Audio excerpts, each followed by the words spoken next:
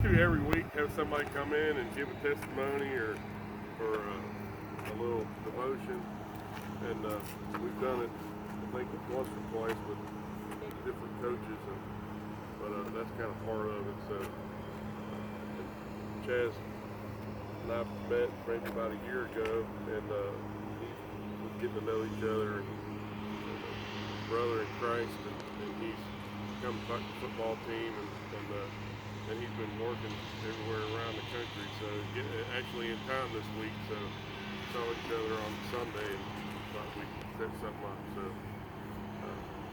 good guy, and just I don't even know if I went over rule number one: be receptive to the gospel. So just be respectful and give them your eyes and ears. Chaz Jackson. All right, guys. Hey, thank you, Coach. Thank you, Coach. Again, name's Chaz Jackson, man. I really appreciate you guys giving me your eyes and your ears for this few minutes, man. And I pray, man, and what I want to do is dive deep on a specific topic, a specific story, and I pray that it plants like a seed in you guys' mind positively and assist you in becoming a greater version of yourself. Okay? So just to tell you a little bit about me, I am a member here at Biltmore Baptist.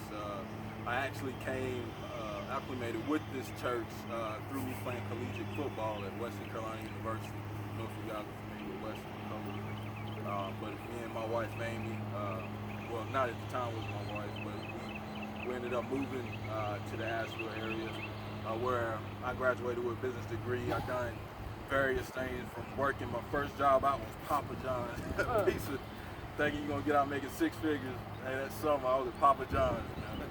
But I ended up working my way up all the way to working in sales and marketing, man. I've done various things, but I ended up going back to school and got into the medical world. That's what I'm doing now. I'm a physical therapist assistant, and God's given me the opportunity where I'm able to travel as reading to kind of give you guys a glimpse of.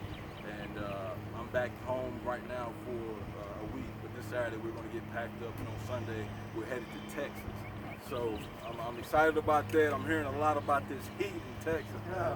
It's over 100 degrees, but hey man, I'm excited about the new experience, and that's just give you guys a little glimpse, very short and sweet of me, and I'm gonna dive deep on some other aspects as we move along, man. Don't want to take up too much of you guys' time, but again, I want to hit a story, give you 3 principles that I took from this story, and then I'll do a little closing for you fellas, okay? But you kings, the story that I want to bring to you guys was a story about Russell Conwell. And Russell became famous for founding Temple University. Are you guys familiar with Temple in Philadelphia, Pennsylvania? But the whole this really yeah, interesting, man. To cover one of my coaches at Western, man, he actually going to be the head coach there. So in football. But anyways, this gentleman, what stood out for me and why I bring this up to you guys from his story is, prior to him founding Temple University, he did a speech. It was called the Acres of Diamonds. Acres of Diamonds was his speech, and he done this speech over 6,000 times around the country in order to build millions of bucks to be able to start Temple University. So this speech was based off him being able to gather that money to build this school, and he was inspired because kids that was not wealthy enough or was in poverty came to him requesting him to teach them things because they wasn't able to go to school. So just kind of give you a glimpse of why he pursued that.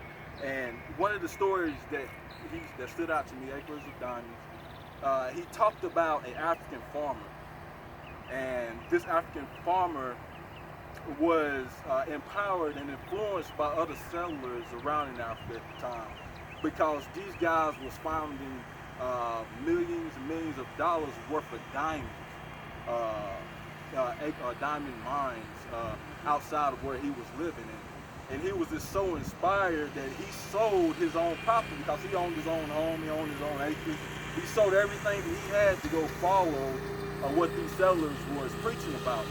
And the whole idea with him following, he searched and he searched and he searched looking for these diamonds, but he ended up dying or drowning himself in the river because he became poor and he didn't grasp what he was looking for as far as finding those diamonds. And what was interesting about when Russell was telling this story or this speech, he mentioned that the guy that he sold his land to stumbled over a stone, and come to find out that that stone in the raw original form was actually a diamond. And he found that diamond, and as he went across this African farmer's land, he already had, when it accumulated, millions of dollars right on his own land. In which the whole moral of the story is the man didn't even take the time to look at what he already had before he went searching for someone else's priorities or someone else's opinion. So, man, the three principles I want to take off of this is the first one that I took off of this, and I want you to grasp this because this changed my life, man, when I really melt this down, man, and grasp this stuff, man. It's truly exciting me in becoming a greater version of myself. So this first principle is you become what you think about. And I'll say that again, you become what you think about, man, because if you think you're positive, you're going to be positive. You think you're negative, you're going to be negative. You think you're a good lacrosse player, you're going to be a good lacrosse player. You think you are the terriblest player on this team, you can't run, you can't swing, you can't throw, that is what you're going to be. And I truly believe that. I truly have grasped that concept of that, man. And I know it's so easy saying it, but a lot of times we forget those things. We forget that everything that we take in and we meddle on a lot of times, it's going to hinder you in the long run, okay? But also with those thoughts, there has to be action, right? You have to take those actions and those positive notions, whether it's with lacrosse, whether it's with schoolwork, whether it's with your family and friends, specifically right now with your teammates. You know, whatever you feel and whatever you think that you can contribute to this team, that's what's going to be contributed, right, Kings? Takes me into my second one. Diamonds are made under pressure. Diamonds are made under pressure, what I took from this.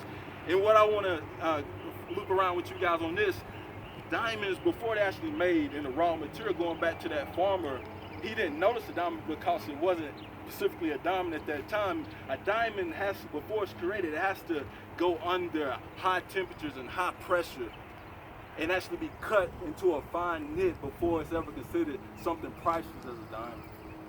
And what I'm going with this, man, is a lot of times God is going to take you in a direction that you don't really know why he's taking you in that direction. You know, you see B over here, but he's going to shoot you down to S and take you to T, and he's going to bring you back. But it's all to just work into everything that he wants you to become. You're going to have to go under some pressure, some temperature, to become a greater version of yourselves. Meaning, I know for me playing football, basketball, I used to hate conditioning after practice. I'm sure all of you do. But it's all for means necessary, right, man? You might not get along with each and every one of your teammates, but that's that pressure moment. That's whenever you really have to come together as a team and impact each other. You know, Paul, the Apostle Paul, he said something great. He said, if I have to boast, I'm going to boast about my weaknesses. You know, don't be afraid of your weaknesses, because your weaknesses, once you tackle them, once you collaborate, and once you figure out ways to overcome that pressure, it's just only going to make you an even better person. And I'm speaking about lacrosse, I'm speaking about life in general, man. It's going to make you a better person. You know, Lecrae, I don't know if you guys know Lecrae, he's a great Christian rapper. He said, we shouldn't be afraid of our scars, because what our scars does is show other people that healing is possible. All right? So I encourage each and every one of you to not be afraid of pressure, because diamonds are made under pressure. And when I'm talking about diamonds, I'm talking about your mind. All right? Third, last but not least, serve others. My greatest inspirator, leader that I ever came across, Jesus Christ himself, said, I did not come to be served, but to serve and give my life as a ransom to many. Those diamonds that I'm talking about, man, are gifts, right? I truly believe as a follower of Christ that it cannot be activated without having a relationship with Christ. Because having that relationship with Christ is going to open up doors to the kingdom of heaven, and God is going to show you his plan. All right? So whenever you do tap into that gift or that goal or that one thing that you're constantly thinking about, man, listen to me. That thing that's always on your mind that you be like, God, there's no way that I'm supposed to be doing that. That's it. That's a diamond. And once you do grasp into that, man, you have to share. You have to. Because that gift, that diamond is placed on you to bring heaven to earth. I truly believe that, man. I truly believe that, and I'm so passionate about it, sharing it with you guys.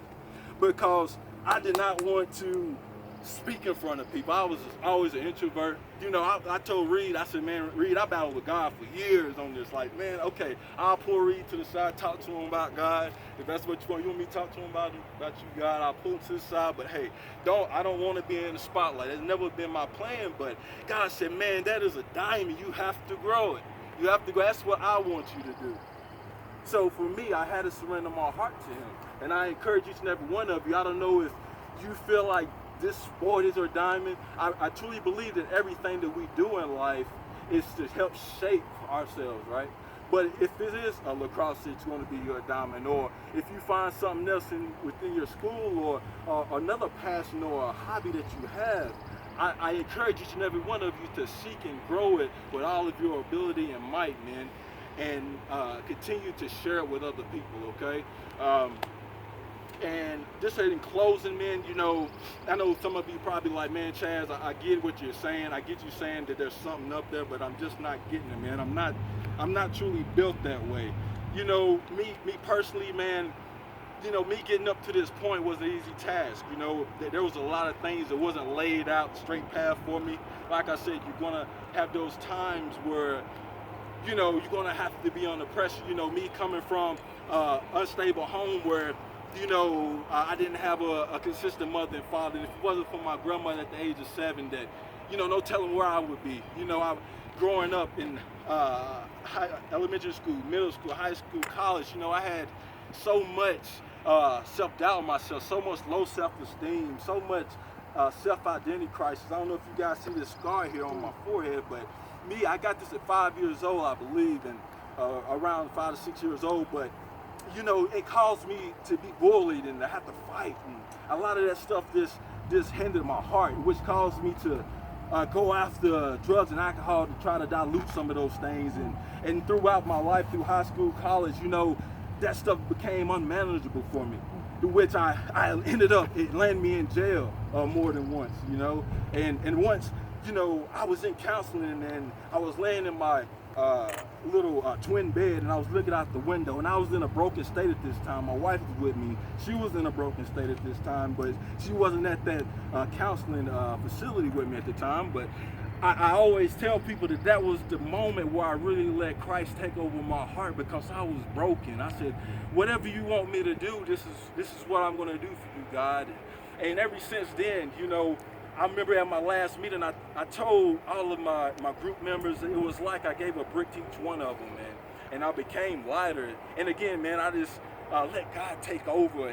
And now, you know, times was not easy after that. It was not easy, but I'm just taking it one day at a time, 24-hour blocks, man. And I encourage each and every one of you to take a 24-hour block, okay? I had to learn, you know, throughout my life, I was looking at my life as a victim. But I'm not a victim, I'm a victor. And you are victors too, regardless of what your situation is. And I encourage each and every one of you, if you don't know who Christ is, I encourage you to seek him and find him out. If I can help you, hey, I'm here for you. I'm sure each and every one, both of your coaches are going to say the same thing. Talk with your coaches. All right, if you don't feel comfortable talking with either three of us, find someone that has a relationship, because I personally believe in order for us to strive to greater versions authentically, we have to build a relationship of rulership and a relationship with Christ himself, okay, man? But hey, man, I know you guys ready to get to practice, man. Hey, I wish you guys optimal success this year, man. And I always stay in contact with Reed, man, so he'll definitely keep me updated. But I truly appreciate you guys' time, okay? And like I said, man, You guys have a blessed one, okay? All right, thank you. Thank you.